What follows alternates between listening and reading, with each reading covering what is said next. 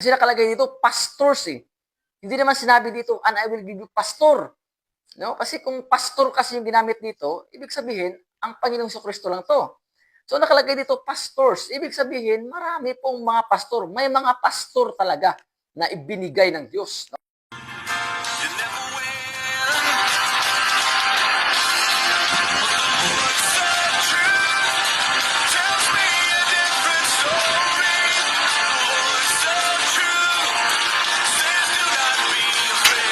Alright, so isang mapagpalang araw naman po sa ating lahat. Welcome po sa ating programang The Voice of Truth. Po sa pagkakataon na muli po may makapaglilingkod naman po tayo sa ating mga taga-subaybay at sa lahat ho ng ating mga kapamilya, kapuso, no? Kasangbahay, kaaway. No? So lahat po ng mga nanonood no, ng ating programa ang The Voice of Truth. Sana po ay patuloy po kayo manood at tangkilikin ang bawat topiko na ating nilalatag dito. So, sa ngayong araw, mga gilo na taga-subaybay ay isa naman po sa bagong mahalagang topiko na dapat nating pag-aralan at dapat nating pagbubulay-bulayan hango po sa salita ng Diyos. No? Lalong-lalo na, itong topiko na to ay lalong-lalo na po sa mga servant of God, sa mga lingkod ng Diyos, no? Sa ating mga kasamahang pastor, no? Sapagkat ang topic natin ngayon ay pag-uusapan natin yung qualification ng pagiging pastor, no? The qualification of being a pastors, no? So, ano ba talaga yung qualification? Alam niyo po, mga gilaw natin taga-subaybay, lahat po ng mga bagay dito sa mundo mayroon pong requirements or mayroon pong qualification, no? So, lalong-lalo na pagdating sa tinatawag nating calling, pagdating sa tinatawag nating gawain, no, sa ministry, no? Ating pag-uusapan kung ano-ano ba yung mga qualification kasi ito kasi ang pagiging pastor, no? Ang pagiging alagad ng Diyos ay mayroon pong qualification ito na dapat nating gawin, no? Kung ito ba ay papasa pa tayo dito. Kasi marami ngayon sa panahon natin ngayon, bukod sa ibang denominasyon, mayroon din tayong mga kakilala na nagsasabi raw na hindi raw dapat yung titulong pastor ay hindi raw dapat itawag doon sa tao, no? Kasi yung ibang sekta nagsasabi na kasi yung title daw na pastor ay lapat lang po raw ito sa ating Panginoon sa Kristo. So gaano ba yung katotoo kung ang termino or yung title, no, na pastor ay exclusive doon lang daw sa Panginoong Hesus Kristo. So ating alamin 'yan sa Biblia. At mayroon din mga gilaw natin taga-subaybay nagsasabi na hindi raw tayo qualified, no, na tawaging pastor. So naniniwala sila na ang pagiging pastor ay pwede sa tao na tawagin, kaso hindi raw tayo qualified, no? So bakit kaya hindi tayo qualified? Kasi may qualification. Kaya para qualified tayo, alamin natin yung qualification, kung qualified ba talaga tayo, no? Kasi mayroon na narinig natin, no, na sa mga ibang pananampalataya at kahit sa ating mga kasamahan sa pananampalataya na yung terminong pastor ay sensitive at hindi raw tayo karapat-dapat na tawaging na pastor, no? Una bis po, doon tayo sa termino na ang pagiging pastor daw ay para lang daw ito sa Panginoong Jesucristo kasi tayong mga tao, hindi raw tayo pastor. Ang Panginoong Jesucristo lang raw ay siya lang raw yung pastor, no? Alamin po natin mga gilaw natin taga-subaybay. Ayon po sa nakasulat ho sa Jeremias 3:15, no? Jeremiah chapter 3 verse 15. Malinaw po ang nakalagay dito. And I will give you pastors. Pansinin po natin mga gilaw natin taga-subaybay. Ang salitang ginamit dito, ang words na ginamit dito ay plural po, hindi po ito singular, plural. Kasi ang nakalagay dito, and I will give you pastors. May is po, no? Pastors, ibig sabihin maraming pastors. And I will give you pastors according to mine heart, which shall feed you with knowledge and understanding. So napakalinaw ho, malinaw pa sa sikat ng araw na maraming pastor ang ibibigay ng ating Diyos, mga gilo na taga-subaybay. Kasi nakalagay dito, pastors eh. Hindi naman sinabi dito, and I will give you pastor.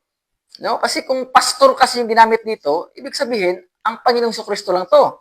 So nakalagay dito, pastors. Ibig sabihin, marami pong mga pastor. May mga pastor talaga na ibinigay ng Diyos. No?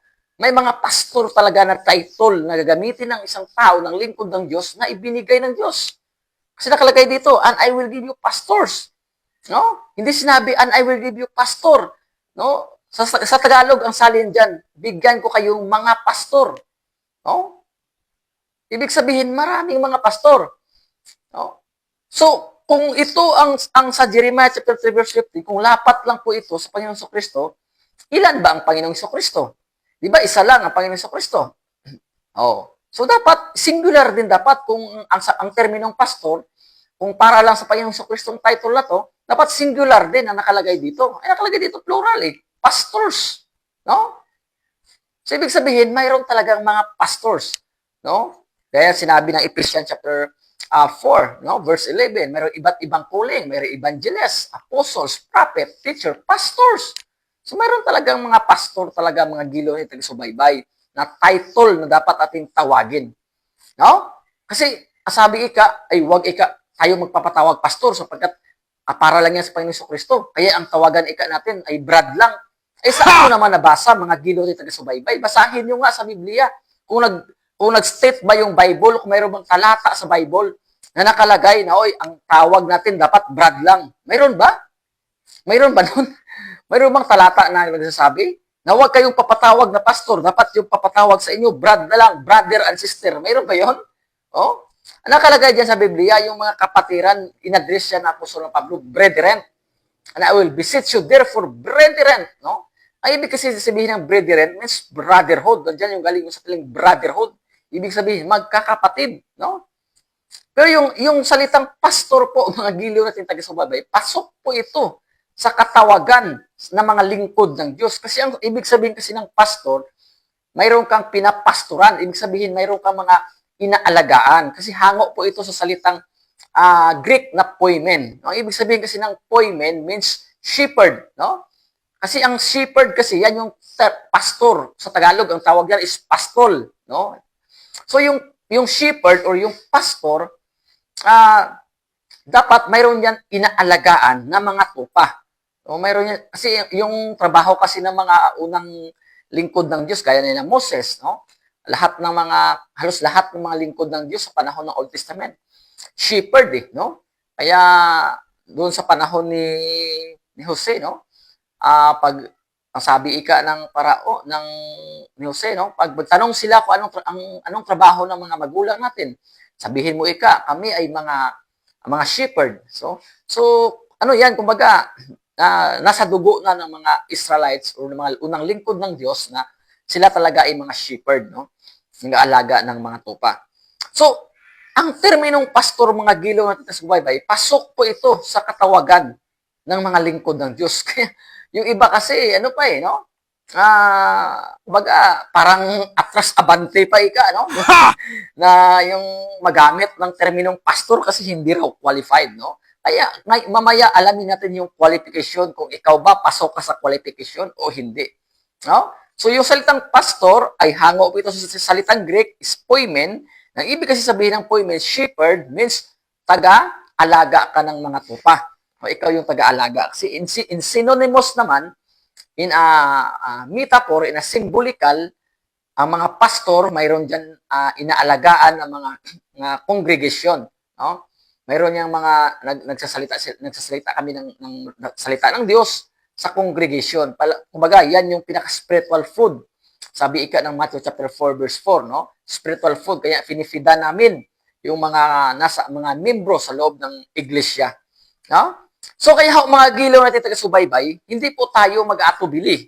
Hindi po tayo magdadalawang isip na kung ikaw ay qualified na tawaging pastor, pastor talaga yung tawag sa iyo, mga gilaw natin taga-subaybay. hindi ika yung atras abante pa ka ika, no? Sabihin na, ay, hindi ako karapat-dapat na magiging pastor. No? Kung ginagawa mo yung gawain ng pastor, automatic pastor ka. No? Parang ganito, halimbawa, nagbabakero ka, no? May inalagaan mo yung kambing mo. So, pinapastor, binabakirohan mo yung kambing mo. So, ibig sabihin, yung gawain mo, bakero ka talaga. Hindi man pwede na yung gawain mo, bakero, tapos ang gusto mo patawag sa'yo, doktor. Abay, ano yan? Ha? Bakero ka talaga kasi yan yung ginagawa mo eh. No? Yung pag ginagawa mo yung gawain ng isang pastor, pastor ka talaga, mga gilaw natin taga-subaybay. No? So, balik po tayo. No? So, mayroong mga ibang denominasyon na kaya hindi nila tinatawag yung kanilang leader na pastor, instead tinatawag nila na punong ministro or ministro, executive minister.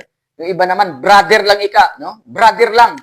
No? O, brother lang kasi pare-pareha lang tayo, pantay-pantay lang tayo. Pero when it comes in decision making, siya pa rin yung masusunod. No? So, saan yung pantay dyan? No? Tapos ika, yung tawag natin, brother lang. No? So, dapat kailangan mga gilo natin sa baybay, alamin po natin kung ano ba talaga yung katotohanan. Kasi maraming nag-atras abante na hindi raw sila gusto tawaging pastor, no? Ano ba talaga? Gusto mo bang tawaging pastor o hindi pastor? O hindi pastor, no? Kaya alamin natin yung qualification, mga gilaw natin taga-subaybay. So, punta na po tayo sa qualification ng pagiging pastor. Dito po tayo, mga gilaw natin taga-subaybay, magbigay pansin. Pukusan po natin ito. Nakalagay yan sa unang Timoteo at 3, no? Umpisahan po natin sa uno. In English, ang nakalagay dito, there is a true saying, if a man desire the office of a bishop, yung bishop po, ang kasinonymous po nito, ang kahalintulad po nito, ito ay isang pastor, no? Ikaw isang overseer, no? Kasi ang original kasi, ang tawag dito dyan ay overseer, no? Ikaw kung being a shepherd, ikaw yung tumitingin sa mga tupa kung mayroon bang naliligaw na mga tupa o mayroon bang sakitin na tupa. Kaya ang tawag sa'yo, overseer. Ikaw yung lookout nila. No? In verse 2, a bishop then must be blameless. Ibig sabihin ng blameless, mga gilaw nating taga-subaybay, ibig sabihin, wala pong kapintasan. It doesn't follow na perfect ka, but yung testimony mo ba, kailangan maganda yung reputasyon, maganda yung testimony mo. No? Yan ang ibig sabihin ng blameless, no? The husband of one wife. O, dito po tayo. Kailangan, pag mayroon kang wife, kailangan isa lang. No? Hindi sinabi dito, the husband of two wife. Asawa na isa lamang babae. Yung pag-iintindi po nito ng iba, kailangan daw mag-asawa ka. Excuse me for your information, mga gilaw nating taga-subaybay. Hindi po requirements dito ang pag-aasawa sa verse 2. No? Ang nakalagay dito, asawa na isa lang babae. So, ito yung refer dito sa mga pastor na may mga asawa. Kung wala kang asawa, alam nga mangita kang babae. Hindi naman pwede yun. Talagang, yung iba kasi, inire-require yung pag-aasawa ng pagiging pastor. Abay, maling diwa po yun, mga gilaw natin taga-subaybay. No? Ang nakalagay dito, para ito sa mga pastor na may asawa. Yung issue kasi dito, hindi yung requirements ng pagiging asawa. Yung issue dito sa verse 2, yung numbers ng asawa. No? Kung ilan ba yung asawa mo, baka mamaya pastor kayo, dalawa pala yung asawa mo, no? So, mahirap yun. Hindi ka talaga qualified, no? Pag dalawa yung asawa mo. No? Kaya marami tayong makakakilala, no? Kaya nahiya tawagin na pastor kasi talagang alam nila na hindi sila qualified. So, the husband of one wife, vigilant, sober, or good behavior. So, kailangan maganda talaga yung pag-uugali. Hindi po pwede na pastor ka, yung masama yung ugali mo. Pangit naman yun, no? A good behavior given, hospitality, kailangan marunong ka mag-entertain. Ibig sabihin yung hospitality, marunong ka mag-entertain ng mga tao. Hindi na puro sarili mo yung entertainon mo. Up to teach. Ano po ito yung up to teach? Ito po yung up to teach. Ang ibig sabihin nito ay able to teach. No? Ibig sabihin, sapat na makapagturo.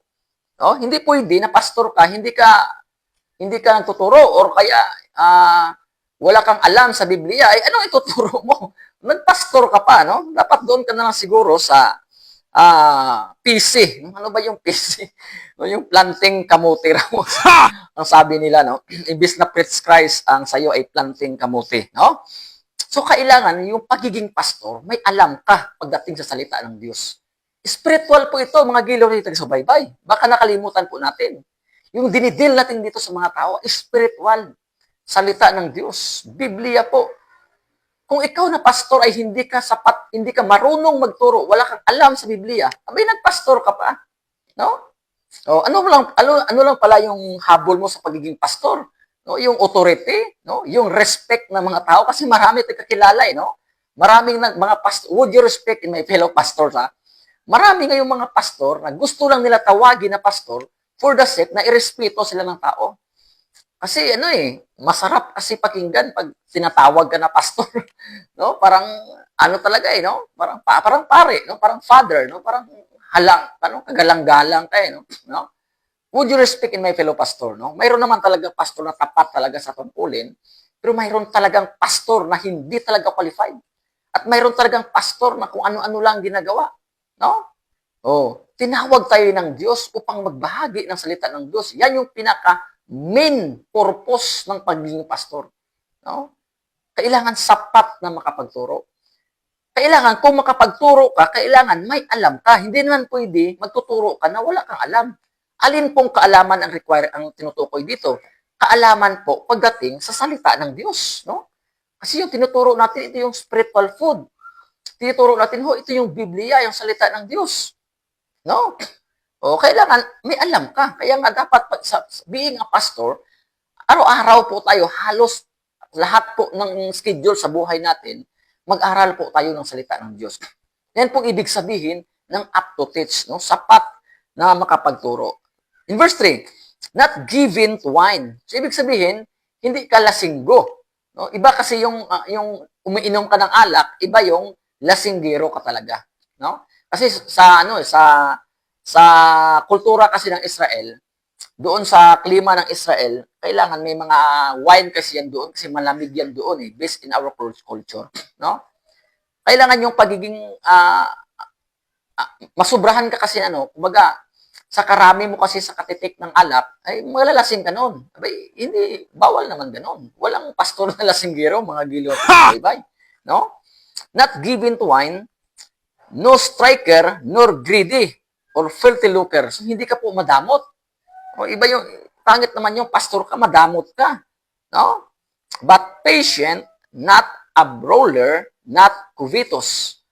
So, in verse 4, one that ruleth will his own house, having his children in subjection with all gravity. So, ang ibig sabihin dito, kung ikaw na pastor, pag mayroon kang family, mayroon kang asawa at anak, kailangan pinapumunuhan, minamanage mo ng maigi. Kailangan being example, magiging example po tayo sa mga membro natin sa iglesia, sa mga membro ni Kristo sa iglesia na ating pinapastoran, na being an example, no? Pangit naman yun na yung pastor ka, yung asawa mo, abay, kasandaran ho. Kumbaga, yan yung dahilan ng pagiging discouragement ng mga members, no? Yung mga anak mo, drug addict, pastor ka, drug addict yung anak mo. So, kailangan, sabi dito, ikaw doon ka muna, kung mayroon kang isang pastor ka na mayroon kang family, mayroon kang asawa at mga anak, marunong kang dumisiplina doon sa sarili mong pamilya. Yan pong ibig sabihin dito ng verse 4. In verse 5, for if a man know not how to rule his own house, how shall he take care of the church of Christ? No? So, nakalagay dito mga gilo natin sa Gubaybay, kung ang isang tao na hindi raw marunong mag-rule, mag-manage sa kaniyang sambahayan, paano pa kaya ang sambahayan ng Diyos? No? Yung iglesia ni Kristo, paano ka magdumala sa iglesia sa Church of Christ? No? Kung mismo ang sarili mong pamamahay, hindi mo ma-disiplina. Yung mga anak mo, hindi mo disiplina. Yung mga asawa mo, hindi mo disiplina. So, paano yun? Kaya ang ibig sabihin ng Apostol ng Pablo, kailangan magiging example. Example po tayo, hindi man pwede, huwag niyong gayahin yung sinasabi ko, sundin niyo lang yung sinasabi ko, huwag niyong gayahin yung ginagawa ko. Ba, anong klase yun? No? Do what I say, do not follow what I do. Mayroon bang gano'n, no? In verse 5, verse 6, no? Not a novice, lest being filled with the pride, he fall into the condemnation of the devil. Kaya ho, yung magiging pastor, front po ito sa temptation, no? Yung kailangan wag po tayo madala sa silo ng diablo, mga gilaw ng subaybay. Verse 7, moreover, he must have a good report, good testimony of them which are without, lest he fall into reproach and the snare of the devil. No, ito yung ang malinaw, mga gilaw ng subaybay. Ito talaga yung target ng demonyo, yung mga pastor kasi. Kasi pag yung isang leader mawala, lahat eh mawala eh. Pag isang membro lang yung mawala, yung pastor nandun pa rin. Kaya nga, ito yung target ng kaaway, ng demonyo, na ilalagay ang mga pastor doon sa kanyang trap. Kaya pinaalalahan ng apostol ng Pablo, no? Na kailangan wag tayo mafo-fall doon sa trap of the devil. No? Yung mga temptation, mga gilaw na taga-subaybay. Alam niyo po, mga gilaw na taga-subaybay, yung temptation po ng pagiging pastor. As a pastor, ang temptation po ng pagiging pastor, ito po, mga gilaw na taga-subaybay. Kung hindi ka madala sa pera, doon ka dalhin sa babae. No? Dalawa lang yun. Sa Ilonggo, ang tawag namin niya dito, dalawang ki. No? Hindi kikiki ha, kundi kiki lang. Dalawang ki. Ano ba ang ibig sabihin ng dalawang ki? Kwarta at kwarto. Aha. Yan po yung kadalasan na tinatrap ng demonyo yung pastor. Kung hindi matintar kung hindi matitempt siya sa pera, doon siya sa babae. No? Yan po yung kadalasan. No? Kaya mag-ingat po tayo ng mga pastor. So balikan po natin once again, yung salitang pastor, yung title ng pagiging pastor, pwede po natin ito magamit as a title na tawagin tayong pastor. No? Mali po ang paratang ng ibang relihiyon na ang pastor raw ay para lang sa Panginoong Jesucristo. No? Old Testament pa po ito, nakasulat sa Jeremiah chapter 3 verse 15, na mayroon talagang mga pastors, no, na ibinibigay ng Diyos, no, na siya yung mag-feed sa atin ng knowledge and understanding. Mayroon po talaga, no? At saka mga gilaw ng taga-subaybay, kailangan kung desire mo ng pagiging pastor, kagaya na nakasulat doon sa unang Timoteo 3, kailangan dadaan ka sa requirements or sa qualification. So basahin niyo po yung unang Timoteo 3 mula 1 hanggang 7, no? Na ito po yung mga qualification. Kailangan good report, no? Good testimony. Hindi pala away, hindi bangis, kumbaga hindi ka astig. No, mayroong mga pastor ngayon astig, no? Mayroong mga pastor na kilala ko ngayon nanununtok. No? Siguro I don't know kung pwede sa iyo yung yung title na to kasi nanununtok ka eh. No, dapat yung title dapat ng tawag sa iyo ay isang wrestler, no? Dapat doon ka na lang, wrestler ka na lang o kaya nagboxidor ka na lang, no? Kasi mahilig ka manuntok. No, nagpastor ka pa na mahilig ka palang manuntok. Hindi ka po qualified kung yan yung ginagawa mo. Huwag ka na lang magpatawag ng pastor. With due respect in my fellow pastors, kailangan dadaan po tayo sa qualification ayon sa nakasulat sa unang Timoteo 3:1. So kaya nga po, sana po na naunawaan natin yung simpleng explanation, ang mga qualification ng isang lingkod ng Diyos ng pagiging pastor. Sana po atin po itong ma-apply sa ating mga buhay at sana po ay patuloy po tayong maglingkod sa Diyos, mga gilaw nating taga-subaybay. Marami pong salamat and God bless everyone.